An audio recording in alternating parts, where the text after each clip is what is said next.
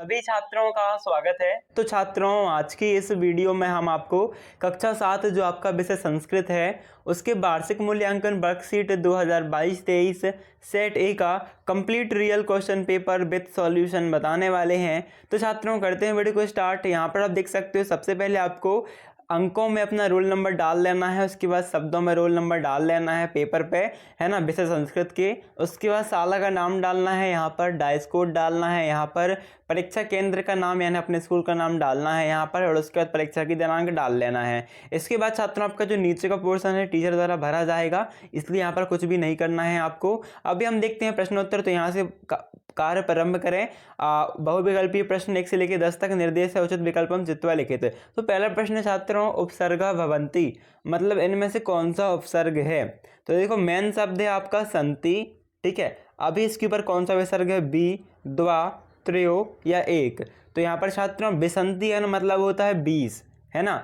तो ये आपका करेक्ट रहेगा, 20 वाला विसंति। यहाँ पर संति सती जो है मेन शब्द है, और बिन जो है ये आपका उपसर्ग है। तो आपको उत्तर क्या लिख देना है? विसंति, है ना। अगला प्रश्न है, अधोलिखित शब्देषु अव्ययम नास्ति।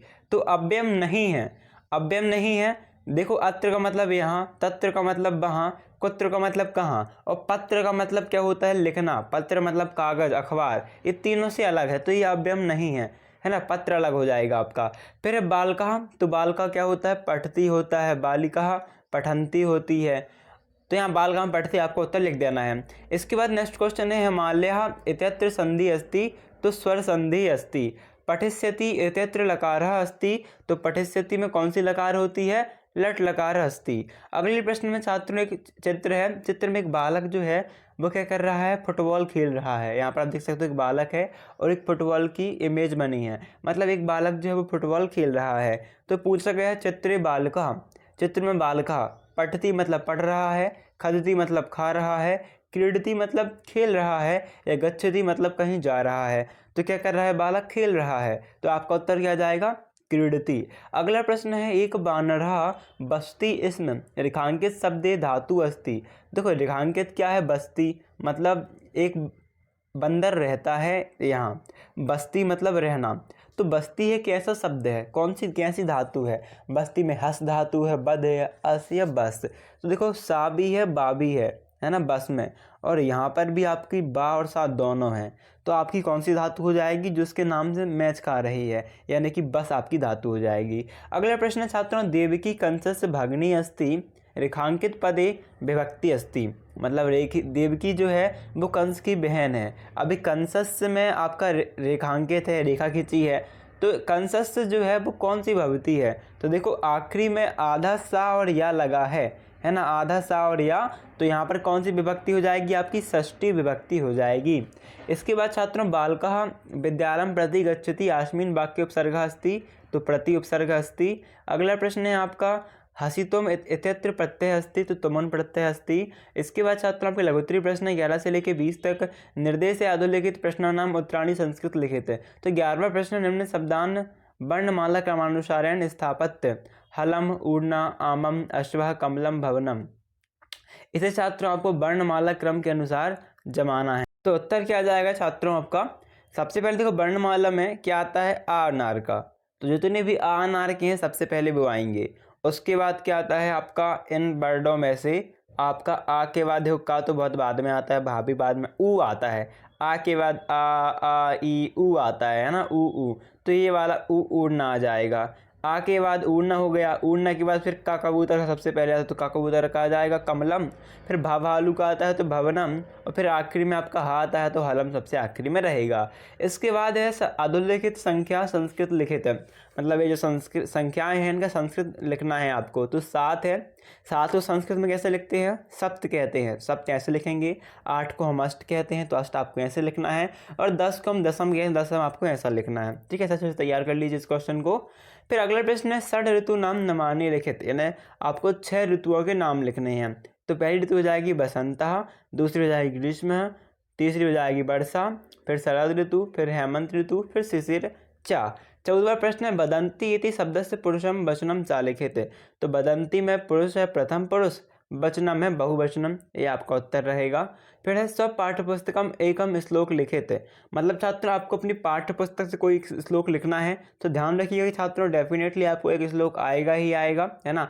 आपको एक श्लोक अच्छे से तैयार करना है और एक सूक्ति भी पढ़ लेनी है। देखो आपको कोई श्लोक याद नहीं है तो आप इसे याद कर लो, और कोई याद है तो फिर और भी अच्छी बात है। यदि देखो याद नहीं तब इसे याद कर लो, ज्ञानम न शीलम न गुणो न धर्मा, ये एक श्लोक हो जाएगा। ठीक है, अगला है आपका नेक्स्ट क्वेश्चन देख लेते हैं, जो कि है अशुद्ध वाक्यानि शुद्धानि कुरुत, यानी सा लिखंती। तो देखो सा में क्या आता है, लिखती, तो आपको क्या लिखना है, सा लिखती कर देना है। त्वम पठती, तो तुम पठती नहीं होता है संस्कृत में, त्वम पठसी होता है, शुद्ध करना है आपको, स्पेलिंग मिस्टेक सही करनी है। फिर छात्र विद्यालय गच्छति, छात्र विद्यालय जाता है ना, जाते हैं, तो नहीं, छात्र आहा आएगा, और विद्यालय आ में एक ही, छात्र विद्यालय गच्छति। अगला प्रश्न है अधोलिखित सहयोगन दिनचर्या लिखित, मतलब इसकी सहायता से आपको दिनचर्या लिखना है, आपकी डायरी लिखनी है। तो अहम प्रातः षष्ठवादने, मतलब मैं सुबह 6 बजे क्या करता हूँ, विद्यालय, मैं सुबह 6 बजे विद्यालय, ये तो जम नहीं रहा है। उठिष्यामि, मतलब उठता हूँ। फिर सप्तवादनम यावत योगासनम करोमि, और 7 बजे मैं योगा करता हूँ। अष्टवादने यानी कि 8 बजे सब पालाहार, क्या विद्यालय, नहीं, स्वपालाहार करोमि, करता हूँ। और फिर 9 वादने पठितुम, पठितुम कहाँ करता है, पठितुम कहाँ करना है, विद्यालय में पढ़ना है, तो पठितुम विद्यालय गच्छामि। 19वें प्रश्न अधोलिखित पठित्वा प्रश्नानाम उत्तराणि लिखित, तो छात्रों यहाँ पर एक आपको गद्यांश मिला है, पैसेज मिला है, उसको देख के प्रश्नों के उत्तर करने हैं, तो इसे आप अच्छे से पढ़ लीजिएगा, है ना। हम प्रश्न उत्तर देखते हैं सीधे। तो पहला प्रश्न है पुरा मथुराया शासका का, देखो पहली लाइन में ही उत्तर है, पुरा उग्रसेन मथुराया शासका असीत, तो यही आपका उत्तर आ जाएगा। या फिर आप चाहो तो कहा काट के उग्रसेन बस लिख दो, ये उत्तर हो जाएगा। पर क्यों इतनी मतलब क्या करना है ना, आपको यहाँ से यहाँ तक पूरा उत्तर लिख देना है। दूसरा है कंस भगनी का असीत, मतलब कंस की बहन कौन थी, तो यहाँ पर देख सकते हो देवकी कंस भगनी अशीत, तो यही आपको लिख देना है, दूसरे में उत्तर, ये पहले में। थर्ड है इतास्मिन अप्सरे का अभवत, तो यहाँ पर आप उत्तर देखोगे इतास्मिन अप्सरे कहाँ लिखा है, तो इतास्मिन अप्सरे कदाचित आकाशवाणी अभवत, ये तीसरा उत्तर हो जाएगा आपका, है ना। तो इस पर तरफ कोई भी पैसेज आएगा, कोई भी गद्यांश आएगा, सबके सब गद्यांश में उत्तर रहते हैं, बिल्कुल मत छोड़िएगा, अच्छे से कर दीजिएगा। अगला प्रश्न है अधोलिखित पठित्वा प्रश्नानाम उत्तराणि संस्कृत लिखित, अब श्लोक मिला है और श्लोक में उत्तर करने हैं। तो विद्या ददाति विनयम विनयाद याति पात्रतम पात्रत्वाद धनात् मापुनोति धनात् धर्मात् सुखम, है ना। देखो विद्या ददाति विनयम, तो विद्या किम ददाति पहला प्रश्न है, देखो यही आपका उत्तर हो जाएगा पहली लाइन में, विद्या ददाति विनयम, ये आपका क्या हो जाएगा, ये आपका पहला उत्तर हो जाएगा इतना। दूसरा है कस्मात् याति पात्रतम, तो विनयाद याति पात्रतम, दूसरा उत्तर।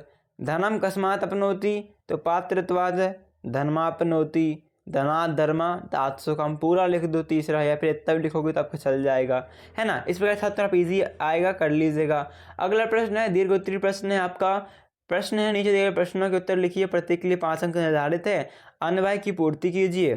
तो देखो पूर्ति करना है, गुणी पुत्र बरम मूर्खा सदानी न चा दरगाने, तो यहाँ पर आपको देखो ऑप्शन मिलेंगे, यहाँ पर आए नहीं है, आपको ऑप्शन मिलेंगे ऊपर एका मूर्खा ना अपी और ना, इसमें आपको सही सही भरना होगा, तो आप भर दीजिएगा, जैसे कि एका गुणी पुत्रम बरम मूर्खा सदानी अपी न चा तरांगण अपी चा ना। ठीक है, अगला प्रश्न छात्रों आपका अधोलिखित पदे पत्रम पूर्यत, तो पत्र को पूरा करना है इनको देखकर। सबसे पहले सेवायाम आता है, खाली स्थान में भर देना, सेवायाम भर देना है। फिर देखो सब भरा हुआ है, फिर महोदय सविनय, खाली स्थान है, सविनय का निवेदन, हिंदी में भी लिखते हो सविनय निवेदन, तो निवेदन भर देना है आपको, क्या दूसरे में निवेदन। अगला प्रश्न है आपका इसके बाद यत अहम सप्त कक्षायाम, तो सप्त कक्षा में क्या करता है, पढ़ते हैं, तो तीसरा आ जाएगा ये। मम परिवारे पंचदश अतः अम विद्यालय आगंतुम असमर्थ, मतलब विद्यालय आने में असमर्थ हूँ, तो उसमें आगंतुम आ जाएगा। फिर यहाँ पर भवदीय, तो भवदीय सस्य आ जाएगा, और नाम तो डला ही है। फिर 23वां प्रश्न है चंद्र कदा पूर्णतात प्रपनोति, तो चंद्रमा पूर्णिमा पूर्णता प्राप्त होती। और फिर अगला प्रश्न है निबंधम लिखनम, तो धेनु का निबंध याद कर लीजिएगा, आपको यही आएगा। 5 पॉइंट आप देख सकते हो। पहला धेनु अस्माकं माता अस्ति, मतलब धेनु हमारी माता कहलाती हैं, कई देशों में माता उन्हें तरह पूजा करते हैं। धेनु नाम विविधा वर्णा अस्ति, मतलब धेनु विभिन्न प्रकार के वर्णों की होती है। धेनु तृणानि भक्षति, धेनु चारा खाती हैं। फिर धेनु जनेभ्य मधुरम पेय पच्छति, और वयम ध्यान मात्र रूपेण पूज्यम।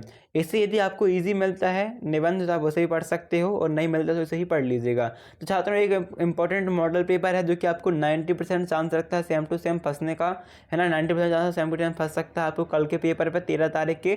तो बहुत अच्छे से तैयार कर लीजिए। इस वीडियो को लाइक कर दीजिए, जितने भी फ्रेंड्स सबके हेल्प सबको वीडियो शेयर कर दीजिए, व्हाट्सएप इंस्टाग्राम टेलीग्राम जहाँ पर भी शेयर कर सको। मिलते हैं नेक्स्ट वीडियो पर, जब तक के लिए थैंक्स।